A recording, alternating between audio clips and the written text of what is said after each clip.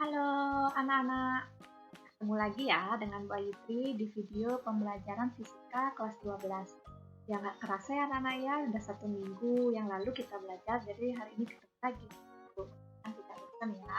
Nah anak-anak, sebelum memulai pembelajaran, silahkan anak-anak persiapkan buku tulisnya ya.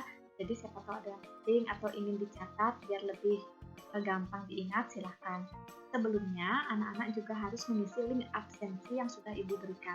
Silahkan diisi ya, karena nanti akan Ibu rekam. Baik anak-anak, nanti di pembelajaran yang Ibu berikan, silahkan seandainya ada yang kurang dipahami, kurang dimengerti, silahkan anak-anak bisa WA Japri Ibu ya. Baik, kalau sudah, silahkan dipersiapkan ya dirinya. Dan sebelum pembelajaran dimulai, alangkah baiknya kita berdoa bersama. Silahkan anak-anak. Mudah-mudahan pembelajaran kali ini menyenangkan anak-anak ya.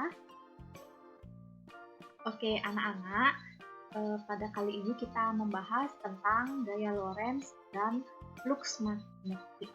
Ya, jadi materi ini masih ada kaitannya dengan materi di minggu lalu, yaitu di bab 3. Baik anak-anak, sebelumnya tujuan pembelajaran kita yaitu anak-anak dapat menganalisis medan magnetik, induksi magnetik, dan gaya magnetik pada berbagai produk teknologi. Yang kedua, anak-anak dapat melakukan percobaan tentang induksi magnetik dan gaya magnetik di sekitar kawat berarus listrik. Berikut presentasi hasilnya. Nah, kemudian kita anak-anak masih ingat tidak? Ya, jadi mungkin sudah pernah mendengar tentang kaidah tangan kanan untuk medan magnetik ya. Jadi kalian perhatikan pada gambar yang ada di slide. Di sana ada gambar ya seperti ini ya. Jadi nanti dari ketiga jari ini kita menunjukkan yang mana arah arus, yang mana medan magnet, dan yang mana arah dari gaya Lorentz. Nah, kalian perhatikan di sana bahwa untuk jari telunjuk, ya jari telunjuk itu merupakan medan magnetik, kemudian kalau ibu jari itu merupakan arah arus, dan yang ketiga yaitu jari tengah merupakan arah dari gaya Lorentz. Ya, jadi arah arus itu I, kemudian arah jari telunjuk itu medan magnet atau B, dan gaya Lorentz itu disimbolkan dengan huruf F. Sudah jelas ya anak-anak ya pada gambar? Ya, Ibu lanjut ya. Ya, yang pertama kita bahas tentang gaya Lorentz. Nah, anak-anak kalian perhatikan lagi gambar yang tadi, ya jadi ada kaidah tangan kanan pada gambar 1 dan kaidah tangan kanan pada gambar 2. Sebenarnya sama saja ya, cuman kalau yang untuk gambar pertama dia seperti ini, hanya 3 saja, sedangkan kalau yang kedua kita menggunakan telapak tangan. Ya, jadi di sana sudah dijelaskan juga yang mana B, yang mana I, dan yang mana F. Baik, Ibu lanjut. Ya, yang pertama kita bahas tentang besar gaya Lorentz. Nah, anak-anak, gaya Lorentz itu adalah gaya yang ditimbulkan oleh muatan listrik yang bergerak atau oleh arus listrik yang berada dalam suatu medan magnet. Nah, cara menentukan arah dari gaya Lorentz itu adalah tadi yang pertama, yaitu tentang dengan menggunakan kaidah tangan kanan, anak-anak ya. Ya, Ibu lanjut. Konsep dari gaya Lorentz. Nah, untuk menghitung besarnya gaya Lorentz, biasanya kita menggunakan perumusan di mana F sama dengan B dikali I dikali L. Atau kalau dia membentuk sudut seperti pada gambar ini, maka untuk mencari gaya Lorentz itu adalah FL sama dengan, FL itu gaya Lorentz ya, B dikali I dikali L dikali sin dari theta. Ya, di mana FL itu gaya Lorentz, satuannya Newton karena gaya ya. Kemudian I itu kuat arus listrik, satuannya ampere. L itu panjang kawat, satuannya meter. B itu kuat dari medan magnet, satuannya Tesla atau WB per N kuadrat. Dan theta itu adalah sudut antara arah I dan B. Baik anak-anak, Ibu lanjut ya. Ya. Yang kedua yaitu gaya pada muatan yang bergerak dalam medan magnet. Nah, anak-anak, besarnya gaya Lorentz yang dialami oleh sebuah muatan yang bergerak dalam daerah medan magnet dapat dicari dengan menggunakan rumus Fl sama dengan I dikali V dikali B dikali sin theta. Nah, anak-anak, ini ketika dia dalam bergerak ya, jadi muatan itu bergerak ya, sehingga nanti rumusnya di mana sama ya, FL itu gaya Lorentz, satuannya Newton. Nah, di sini yang beda itu adalah Q dan V, di mana Q itu besarnya muatan yang bergerak, satuannya kolom, dan V itu kecepatan muatan yang bergerak tadi dalam satuan meter per second. Untuk yang lainnya sama anak-anak ya. Baik, Ibu lanjut untuk yang berikutnya. Nah, anak-anak, apabila lintasan muatan listrik yang bergerak tadi, dia bergeraknya berupa lingkaran. Nah, kalau untuk lingkaran beda lagi anak-anak ya, yaitu saat mungkin arah muatan tegak lurus terhadap medan magnet, gaya magnetik yang timbul akan berfungsi sebagai gaya sentripetal. Sehingga besarnya jari-jari lintasan yang ditempuh oleh muatan listrik itu dapat dihitung dengan rumus R sama dengan M dikali V per B dikali Q. Nah, di mana R besar ini adalah jari-jari lintasan partikel yang dalam meter ya satuannya. Kemudian M kecil ini massa, satuannya kilogram. Kemudian V itu kecepatan partikel, satuannya meter per second. Dan Q yaitu muatan partikel, satuannya kolom. Baik anak-anak, yang ketiga ya Ibu lanjut. Gaya Lorentz antara dua kawat sejajar berarus. Nah, anak-anak, besarnya gaya tarik-menarik atau tolak-menolak di antara dua kawat sejajar yang berarus listrik dan terpisah sejauh A dapat ditentukan dengan menggunakan rumus F1 sama dengan F2 sama dengan F sama dengan mu0 dikali I dikali I1 dikali I2 per 2pi dikali A dikali L. Ya, di mana F1 itu sama dengan F2, sama dengan F, itu adalah gaya tarik-menarik atau tolak-menolak. Satuannya Newton. mu0 itu permeabilitas vakum, satuannya ini nilainya sudah ada ya, jadi nggak perlu dicari, yaitu 4pi dikali 10 pangkat minus 7 Wb per AM, kemudian I1 kuat arus pada kawat A, I2 kuat arus pada kawat B, kemudian L itu panjang kawat, satuannya panjang meter. Ya, kemudian satuannya I ampere. Kemudian A itu adalah jarak dari kedua kawat. Baik anak-anak, Ibu lanjut ya. Nah, untuk besarnya gaya tarik atau gaya tolak yang dialami kawat tiap satuan panjang setelah dijabatkan dapat dirumuskan dengan nih kalau dia gaya itu per satuan panjang. Namanya gaya Lorentz per satuan panjang atau FL per L sama dengan mu0 dikali I1 dikali I2 per 2pi dikali A. Ya, jadi FL itu gaya Lorentz, satuannya Newton, I1 dan I2 itu arus pada masing-masing kawat, satuannya ampere, A itu jarak antara kedua kawat, satuannya meter, dan mu0 itu adalah permeabilitas udara atau ruang hampa, di mana nilainya 4pi dikali 10 pangkat minus 7 Wb per AM. Nah, anak-anak di sana perlu kalian ketahui ya, untuk perumusannya ini, jika dia gaya Lorentz per satuan panjang. Baik, Ibu lanjut. Nah, yang kedua kita membahas tentang flux magnet. Ya, anak-anak, flux magnet itu merupakan banyaknya garis-garis gaya magnet yang menembus bidang secara tegak lurus, di mana rumus untuk mencari flux magnet itu adalah flux magnet sama dengan B dikali A. Nah, jika induksi magnetik B tidak saling tegak lurus dengan bidang A, maka flux magnetiknya menjadi, nah ketika dia membentuk sudut, jadi dia tidak tegak lurus. Jadi misalnya dia membentuk sudut, maka besarnya magnetik itu menjadi B dikali A dikali cos theta. Ya, jadi ada sudut ya. Kalau tidak ada sudut atau dia tegak lurus, rumusnya. Baik anak-anak. Nah, ini contoh dari gambar flux magnetik anak-anak ya. Di mana tadi besarnya flux magnetik itu, kalau ini yang tegak lurus. Nah, ini ketika dia membentuk sudut, maka rumusnya A dikali B dikali cos alfa.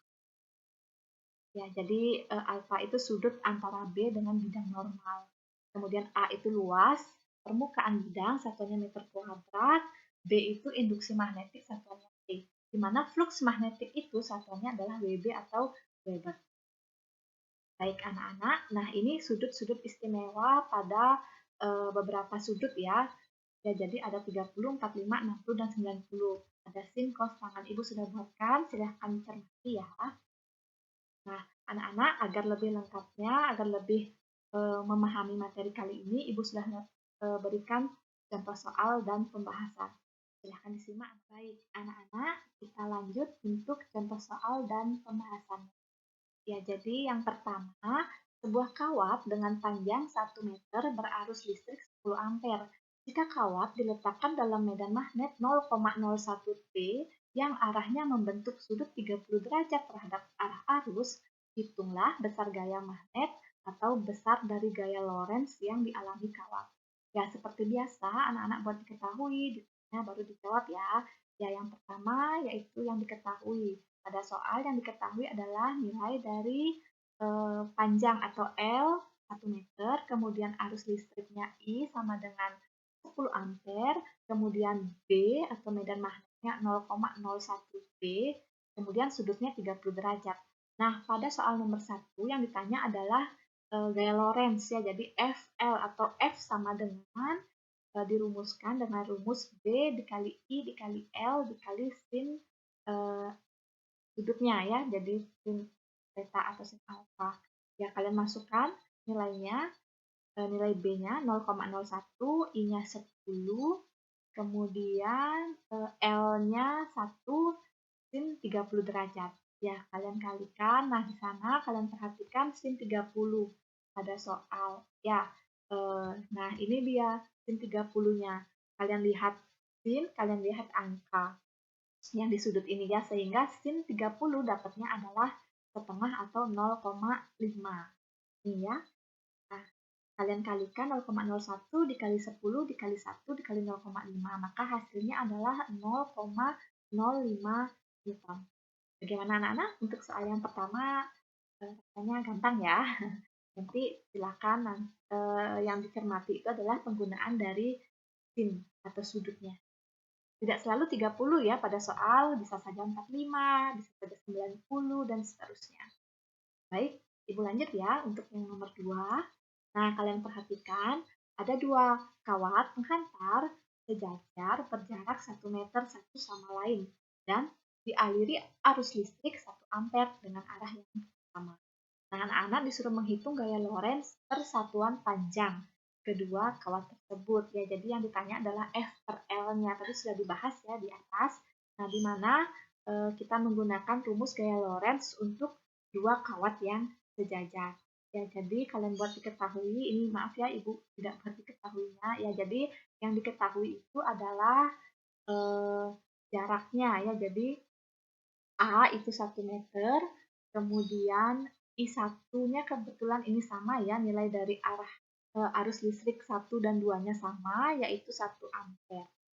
Kemudian, nah, diingat juga bahwa nilai dari mu0 ini ya, nilai mu0 ini kalian perhatikan, karena tidak ada pada soal, tetapi dia nilai mu0 ini tetap ada ya, walaupun tidak ada pada soal, di mana untuk nilai mu0 itu adalah 4pi dikali 10 pangkat minus 7 Wb per m. Sudah ya anak-anaknya, itu diingat ya. Nah, dimasukkan ke dalam rumus di mana yang ditanyakan kan F per L.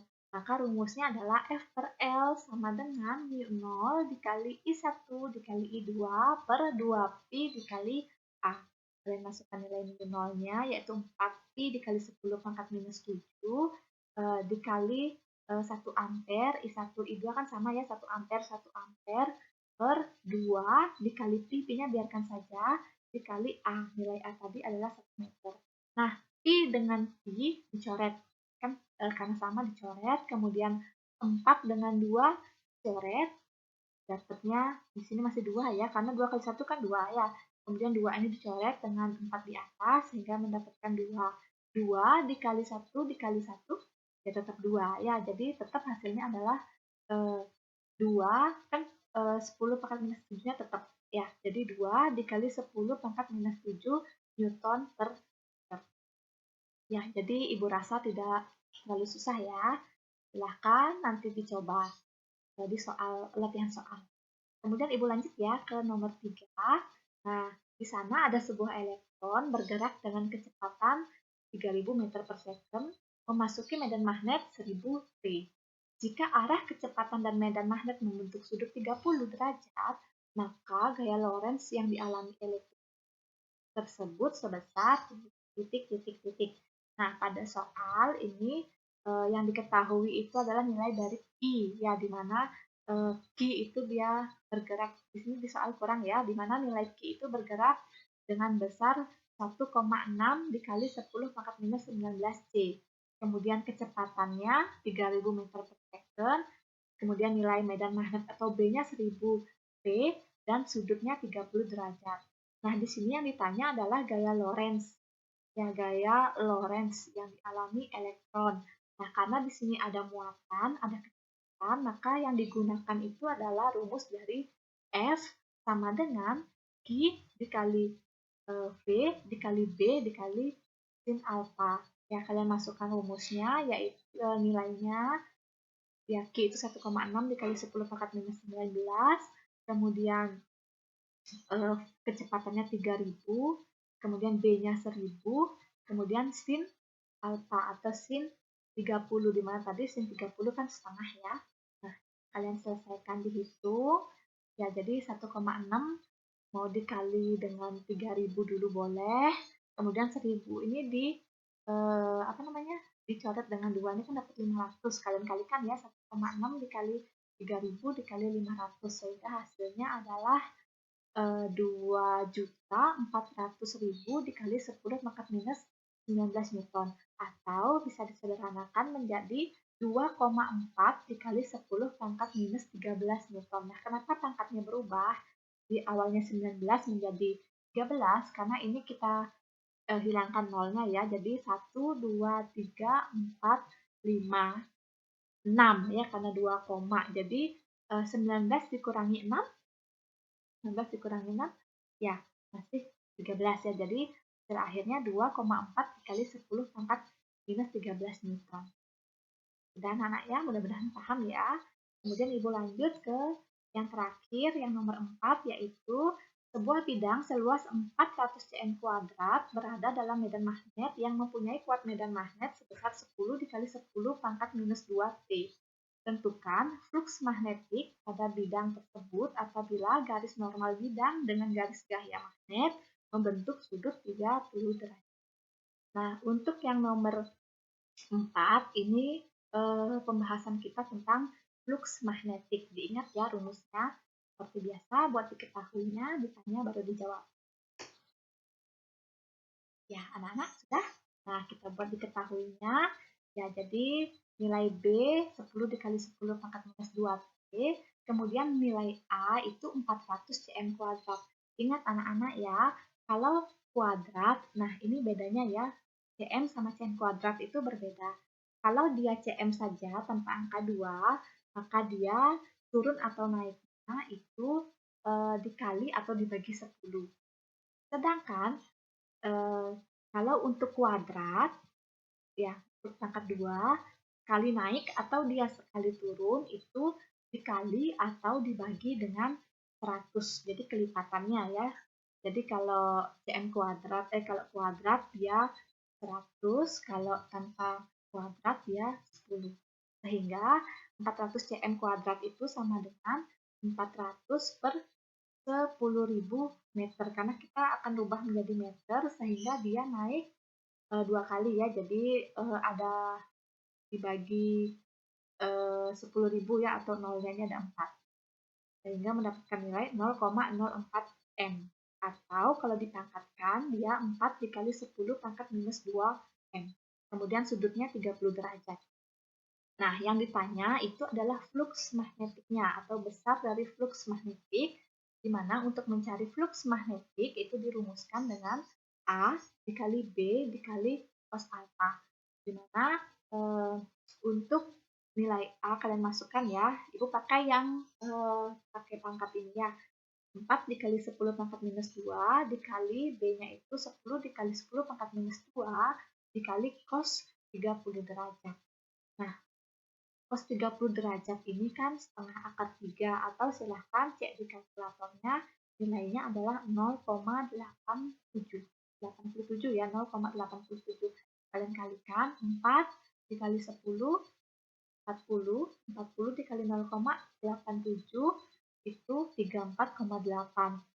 Minus 2, 10 pangkat minus 2, 10 pangkat minus 2, ditambahkan berarti 10 pangkat minus 4. Sehingga hasil akhirnya adalah 34,8 dikali 10 pangkat minus 4 Weber atau WB juga bisa ya. Nah, ini 4 contoh soal yang Ibu berikan.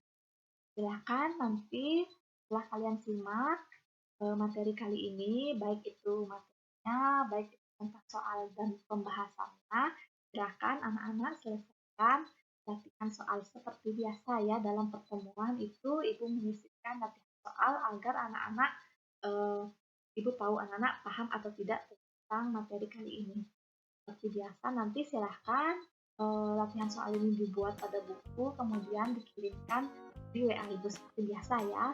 Ibu harapkan anak-anak yang belum mengumpulkan atau menuntaskan tugas-tugas yang sudah lewat, silahkan diselesaikan.